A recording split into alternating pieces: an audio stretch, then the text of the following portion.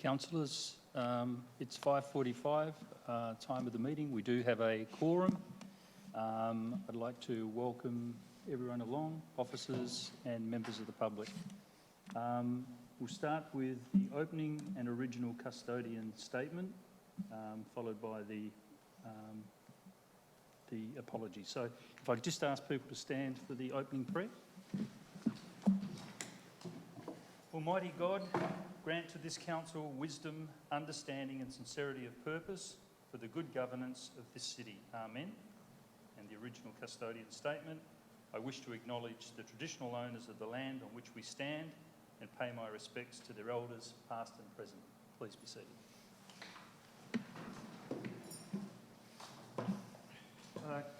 Councillors, item 2, apologies.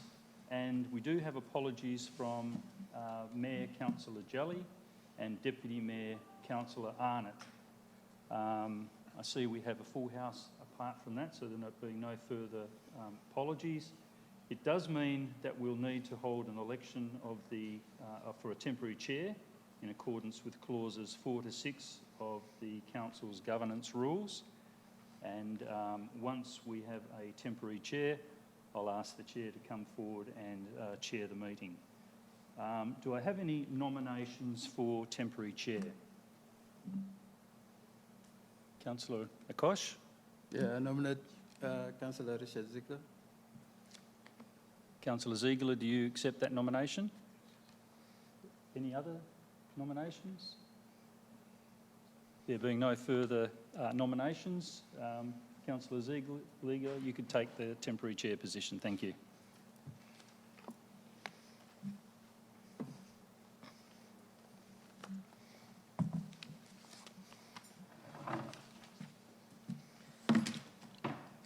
Thank you, councillors. We'll proceed with the agenda as written and ask if there are any declarations by councillors and officers of any conflict of interest in any item on the agenda. There being no declarations, we'll move on to the reports, item 4. Having said that, the council meeting is being live streamed so that it allows for public viewing and transparency. If any technical problems interrupt the live stream during the meeting will be adjourned until the issues are rectified. This additional council meeting will be conducted in accordance with the council's governance rules, and any interruptions to the meeting or actions not in line with behavioural expectations will be dealt with in accordance with these rules.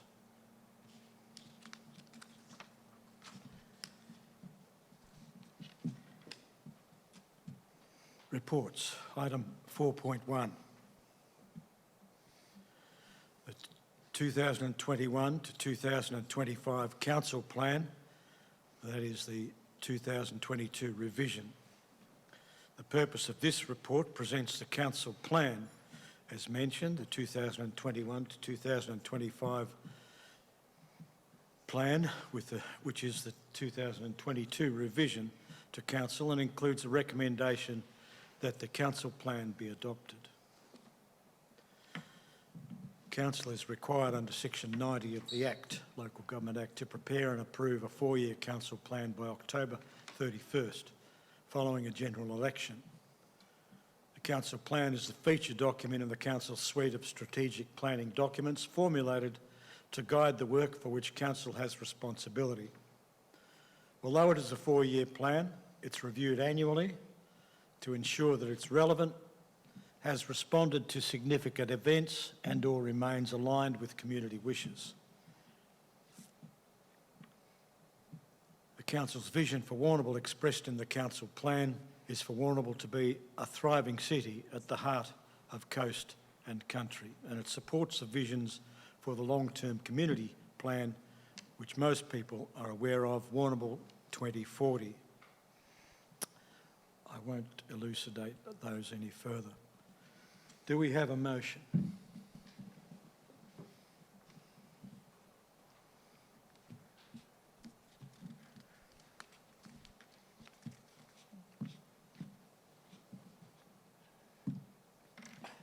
Councillor Paspaliaris. I move that Council acknowledge the community involvement in the review of the Council Plan and that Council, pursuant to Section 90 of the Local Government Act 2020, adopt the Council Plan and make a copy of the plan available for public inspection at the Civic Centre, 25 Liebig Street, Warrnambool, and on Council's website. Thank you. Do we have a seconder for that motion? Councillor Taylor.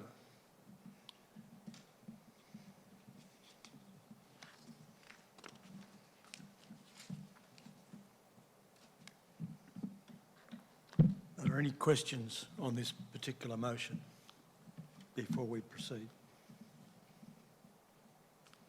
No questions? All right. Councillor Paspaliaris, do you wish to speak to the motion? Yes, I will, thank you.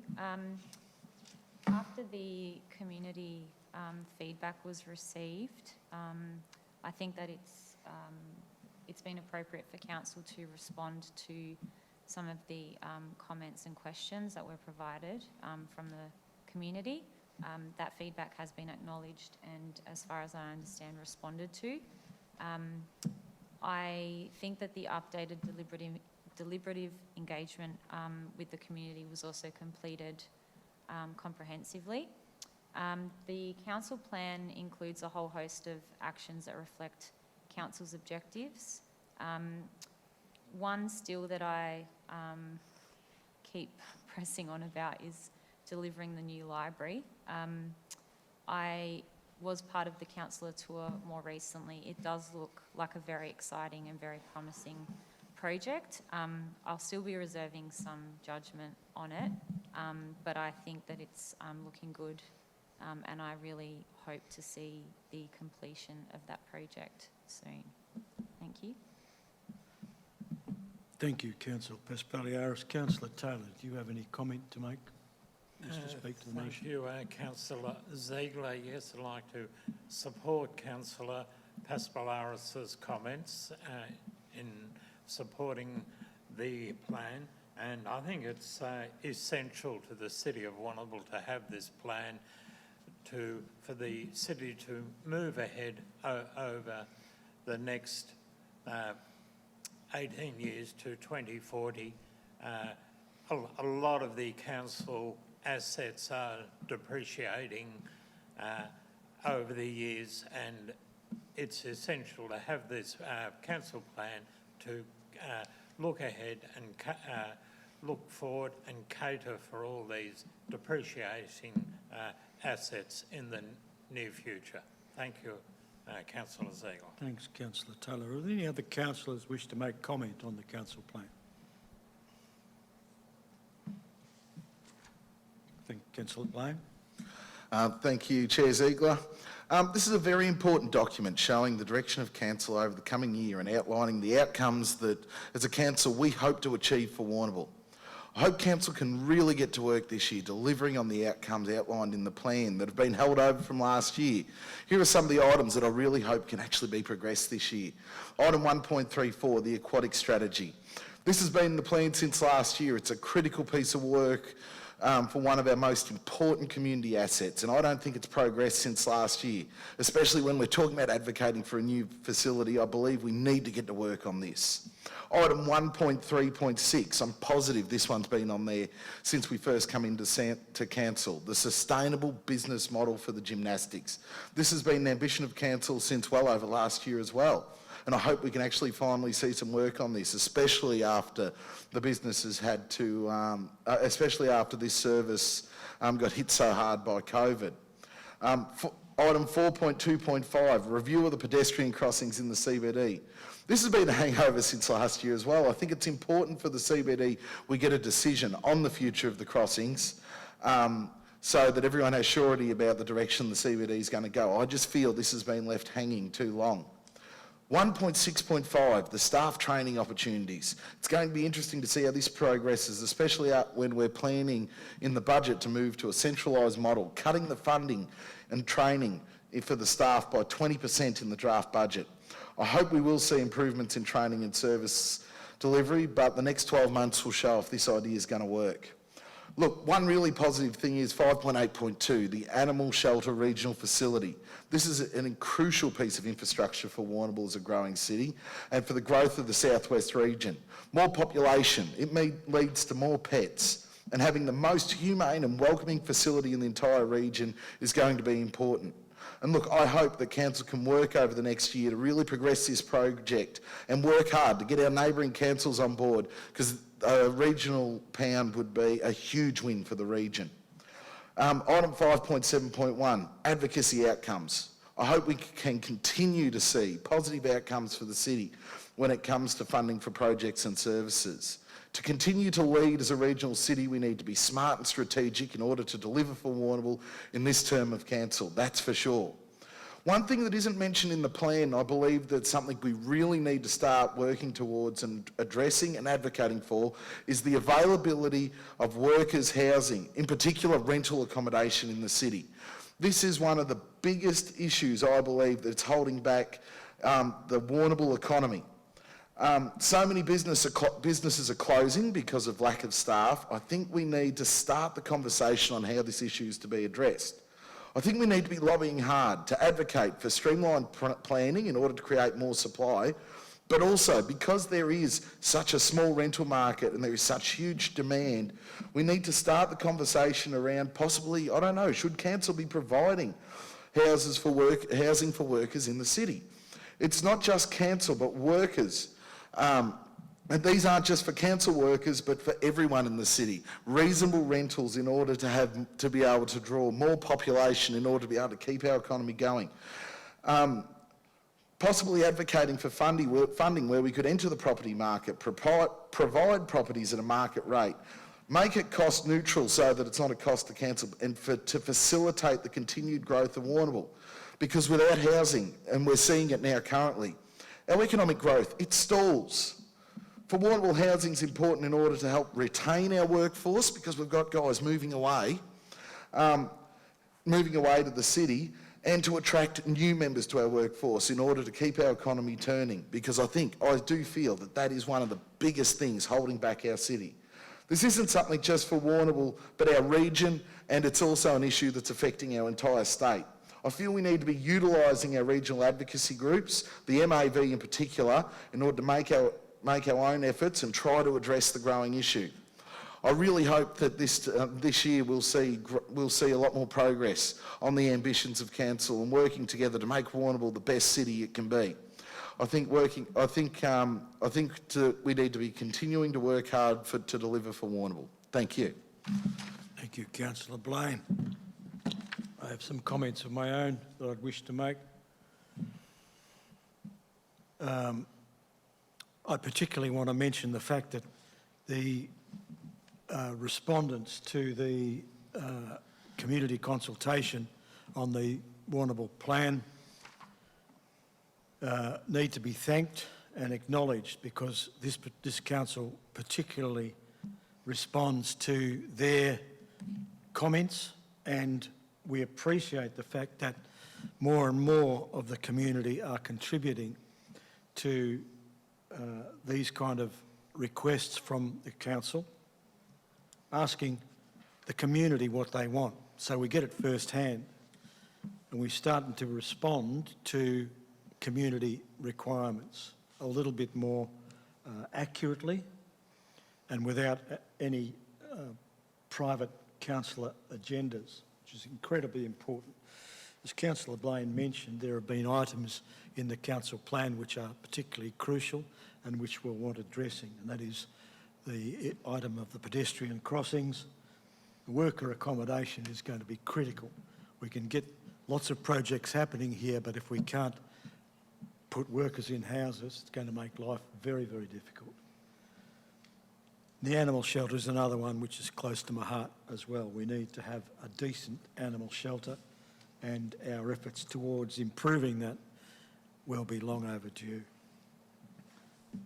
I'll now ask Councillor Paspaliaris, as the mover, do you wish to speak before closing the debate? Yes, thank you. Just touching on a couple of the points that other councillors have made in terms of Warrnambool's growth and how we sort of adapt and address that. I think it will be vitally important to look at the objectives that are looking to address when people are developing and the developer contributions, how we sort of modify that to provide future resources for improved infrastructure across the municipality. Development's going ahead in leaps and bounds, and if we have some sort of structure over how we can benefit from that with infrastructure, that's really important, and the type of infrastructure that we'll need. Also things like increasing visitation with events across the year and enhancing Warrnambool's profile as a great destination. I think all of these things will have their challenges as the city continues to grow, but this sort of council plan gives us a really good strategic framework in order to work against, so that we can look at being sort of nimble, I think, in terms of chopping and changing and having those main objectives and guidelines. Thank you. Thank you, Councillor Paspaliaris. I'll now put the motion to the vote. All those in favour? All those against? Motion is carried unanimously. We move now to agenda item 4.2, which is the council budget for 2022 to 2023. This report presents the proposed 2022 to 2023 budget for Warrnambool City Council, including a recommendation to adopt the budget. Preparation and adoption of the annual budget in accordance with Section 94 of Local Government Act 2020 is the major responsibility of Council. Council has proposed a $109.6 million budget, which balances the ongoing services to the community, $79.3 million, with the infrastructure needs of Warrnambool, $30.3 million. Council has applied the rate cap under the Victorian Government's Fair Go rate system of 1.75% increase to rates. In accordance with its budget timetable, Council has worked through an extensive process to prepare a proposed budget for 2022-23. Council advertised the preparation of the budget at an ordinary council meeting held on May the 2nd, 2022. Following the public notification of the proposed budget, several submissions were received. Council is required to adopt the 2022-23 budget by June 30th, 2022.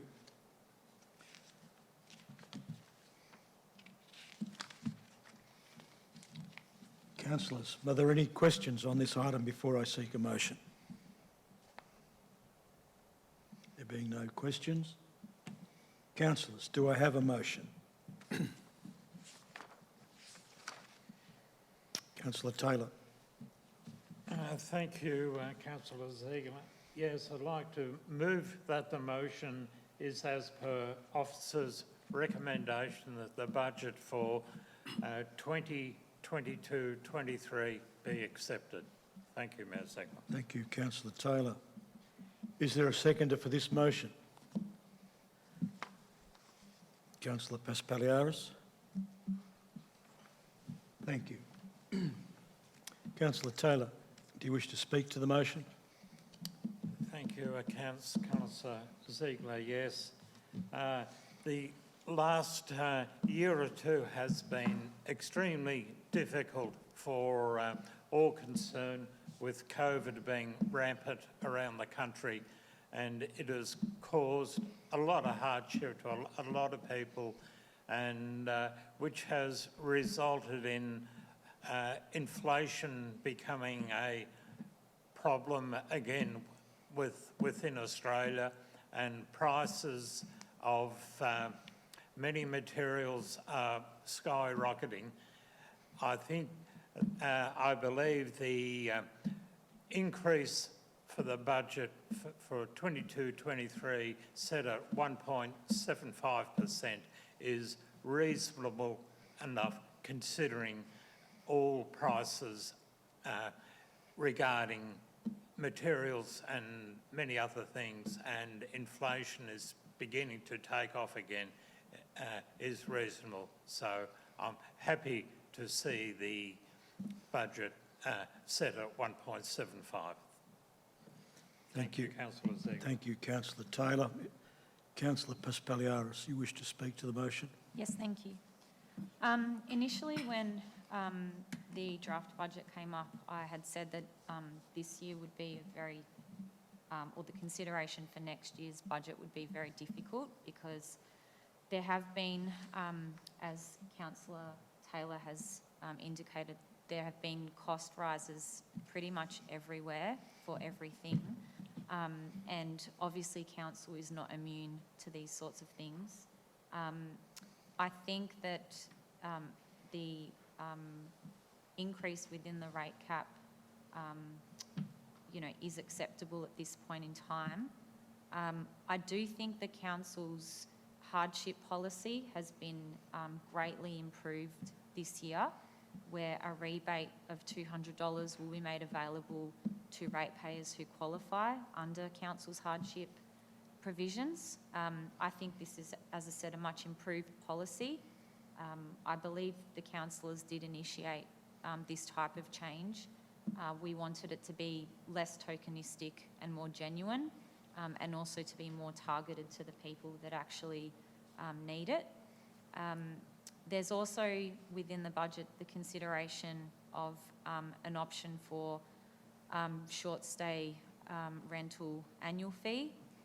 I do believe this to be fair and reasonable, but it is a proposal included and it is not confirmed as such.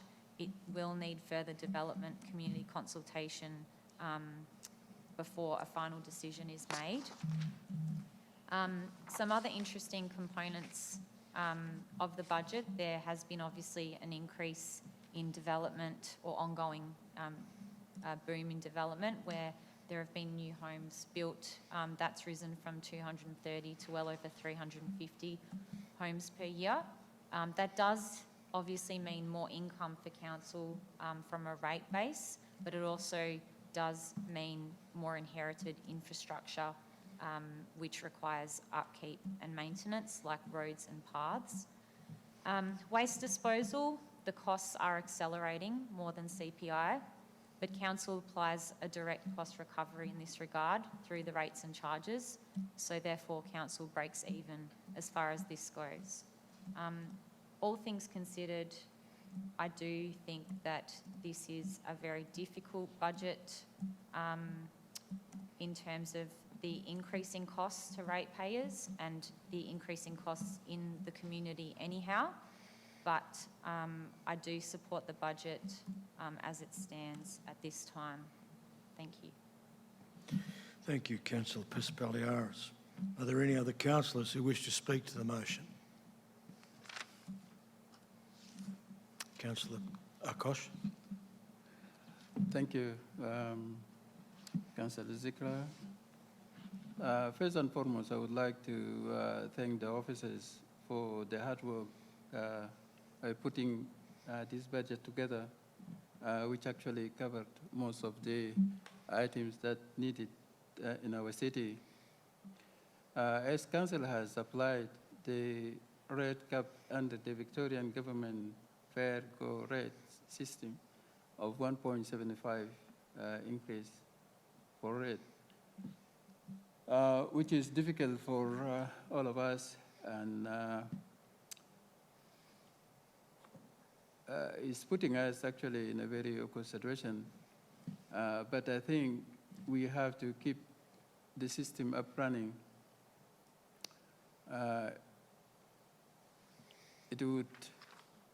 It will not, if we don't pass this budget, I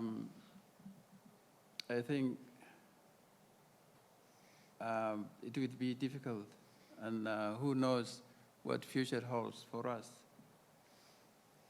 For now, let's prepare for the worst case scenario with the hope that we will overcome any unexpected situation. Who knows, or who knew that COVID-19 pandemic will be here to change our life for worse, followed by the recent Russian-Ukrainian war. Let's tighten our belts for the better future of our city. So I'm happy to endorse the adaptation of this proposed budget for the common good. Thank you. Thank you, Councillor Kosh. Councillor Blaine. Thank you, Chair Ziegler.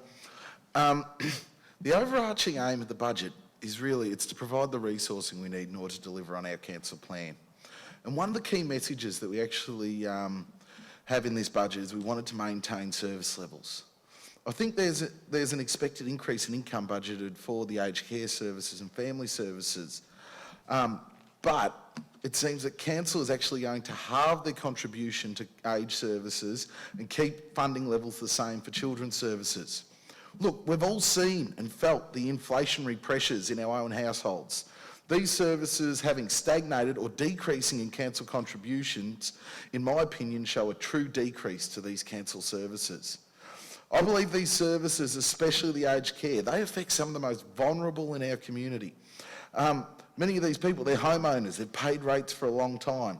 I believe we're doing a disservice to these individuals by effectively providing less service. Age and family services are some of the most important services offered by council and have some of the biggest effects on the livability of our city. And they affect all of us. We all have parents, grandparents, we all have kids, no kids who use these services.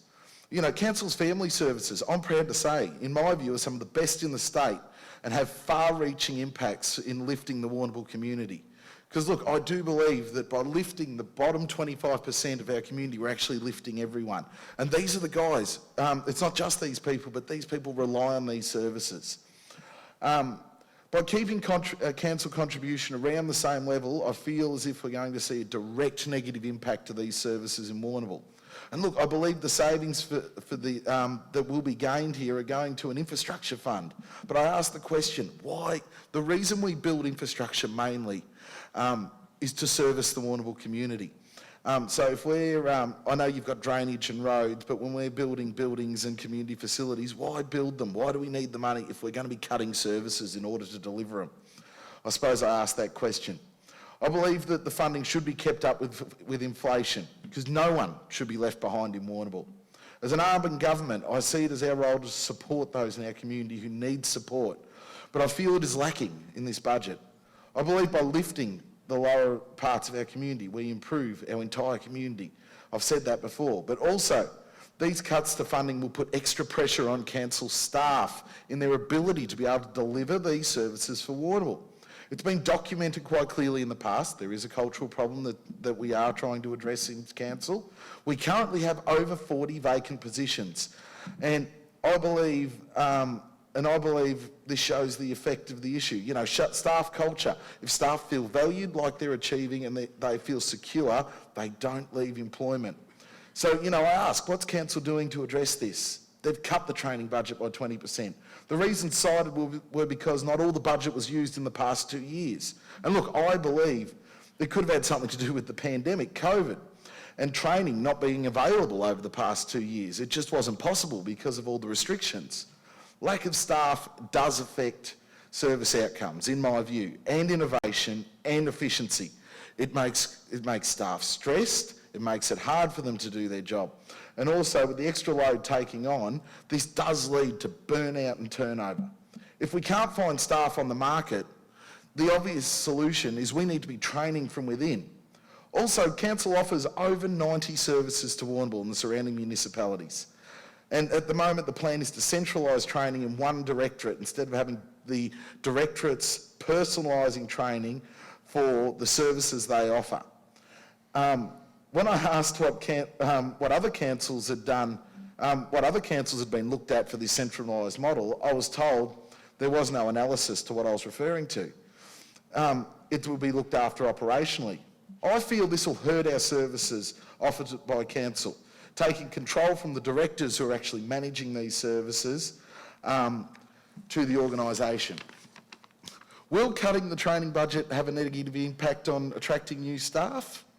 Well, if they don't feel equipped and valued, I think we can continue to see this exit and this struggle in order to recruit from the organisation, coupled with effective funding cuts to some of our most crucial services. We're struggling to find higher level employees. I feel we should be looking to train internally to move staff up into the position, because there is no staff on the open market. Plus we're struggling with housing. But I do wonder how, when we have cut our training budget by 20%, are we going to achieve this? What has council been working on when looking at external funding? I understand we will see the completion of the library and the learning hub, and we've finished the Reed Oval, but what next for council in our vision for the city? Will the decrease, there's a decrease in grants funding, which is partly because those projects are done, but I believe it's on us as council to effectively advocate for external funding to ease the burden on ratepayers. Also, making sure we're gaining maximum return on our commercial public assets to create not only equality amongst leaseholders, but to ease the rates burden on ratepayers. There's some of the opportunities where we could be getting more revenue and be on the front foot. I don't see, when we're struggling to staff services, effectively cutting council funding to services and adding to the increases in parking fees from the last year, how we can justify a rate rise this year. I feel it's critical council deliver for Warrnambool, but to ask for more funding when I believe we're actually cutting services, I think this is what we're actually achieving with this budget. I feel like council staff and ratepayers will be the ones who'll pay for this budget without any improved return on their dollar or better outcomes for the community. Thank you. Thank you, Councillor Blaine. I have some of my own observations about this particular motion, which I'd like to put now. First up, I'd like to acknowledge the very hard work and efforts of the council officers who have been involved in devolving this budget. It's been a particularly difficult one. We had an allowance of 1.75% in increase of rating revenue, which we've accepted, but that's been taken in light of incredibly increasing costs for all kinds of things throughout the Australian economy. Everything is costing more. Our officers have done extremely well to keep the budget within those bounds and have made a relatively reasonable budget to come out of it. I further appreciate the efforts and contributions of those in the community who have bothered to make comment and submissions about the budget when it was put on for public display. A lot of those comments were around the short-term accommodation, about vacant residential land rates, and about increasing the allocation of funding for the renewal and upgrade of accessible parking. They're the kind of things that this council has been particularly attentive to and will make adjustments to throughout the year. We've been particularly conscious of the struggle that some of our lower echelon of wage earners, those who are in the lower 25% of people who financially struggle, mentioned by Councillor Blaine. And this year, as Councillor Paspaliaris also said, we've strengthened those provisions. Last year, when we made sure that there were provisions for folks who were struggling to pay their rates, not very many people took up that opportunity. We've actually strengthened those provisions so that if anybody is struggling to pay their rates, we urge them all to make an approach to council. We've ensured that we have open ears and will accept the discussion and help you out where we're able to. So, my comments. The mover of the motion, you care to make further comment? Thank you, Chairman Ziegler. Yes, just one item in the budget does concern me. That's the fees raised for short stay rentals.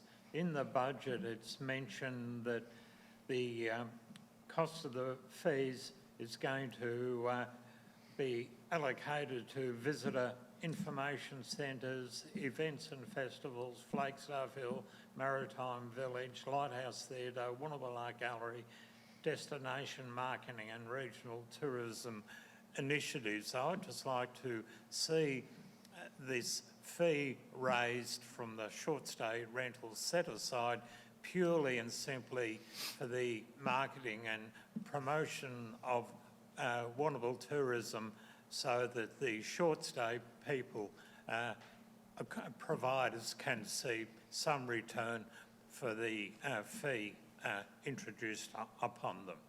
Thank you, Ms. Ziegler. Thank you, Councillor Taylor. There being no further speakers, I will now put the motion to the vote. All those in favour? All those against? Motion's carried. 4 to 1.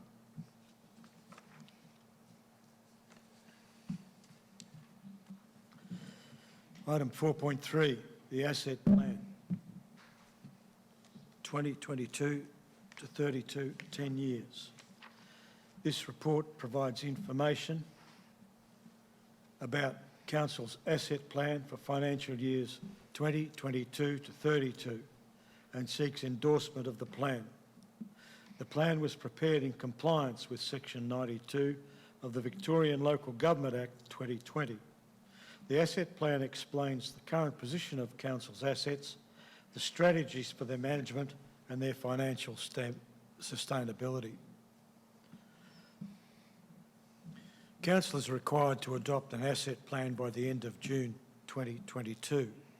The asset plan draws information from detailed asset management plans for the major asset categories of roads, bridges, buildings, drainage, pathways and open space and recreation.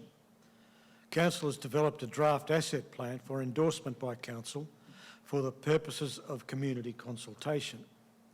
Council officers have considered the feedback received from the community, responded to the submitter and is now recommending adopting the asset plan as required before June 30th, 2022. The asset plan is closely linked with Council's long-term financial plan and budget.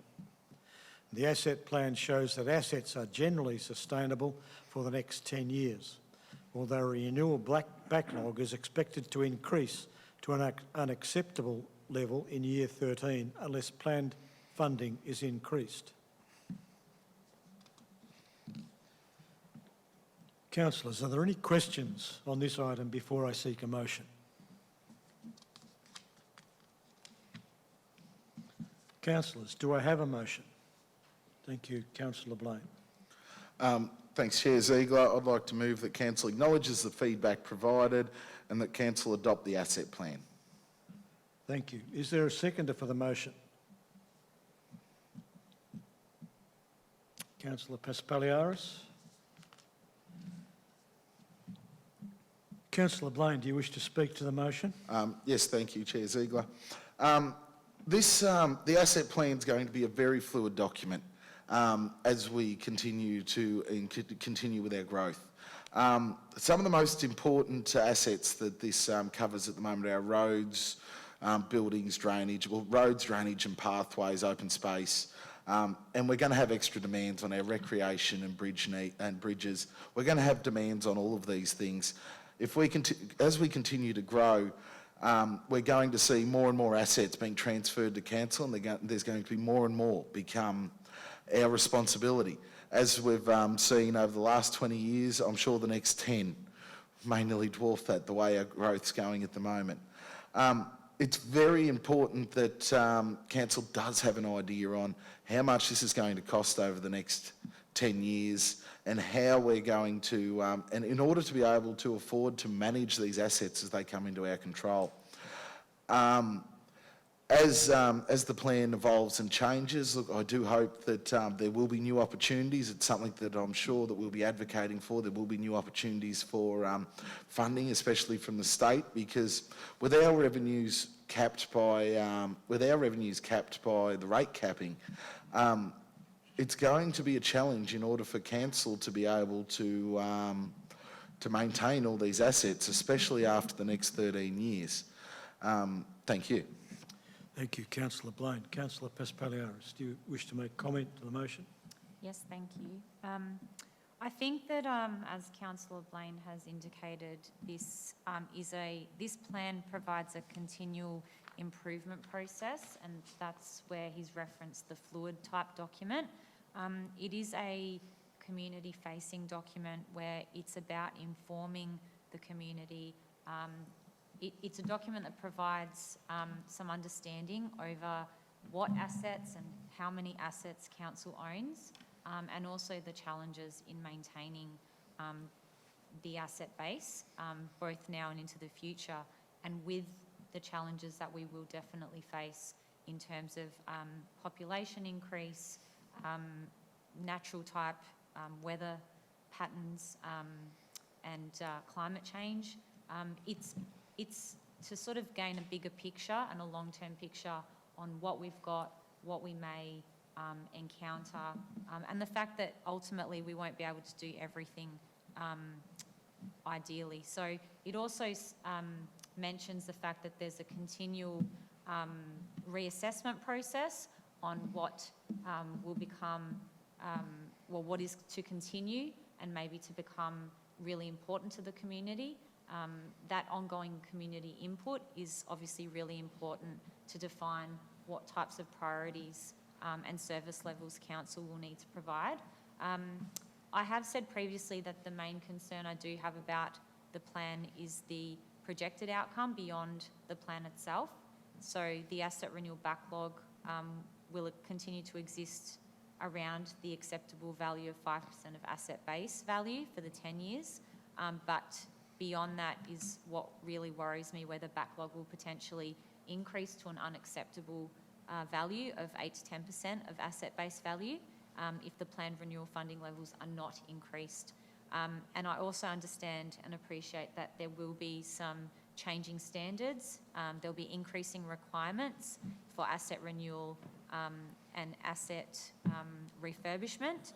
That will be due to technological advances and increased customer expectations, and also other gender requirements. And so I guess this can only lead to an increase in funds required to renew any said asset, and will ultimately create more of a financial burden. Thank you. Thank you, Councillor Paspaliaris. Are there any councillors who wish to speak to the motion? Thank you, Councillor Taylor. Thank you, Councillor Ziegler.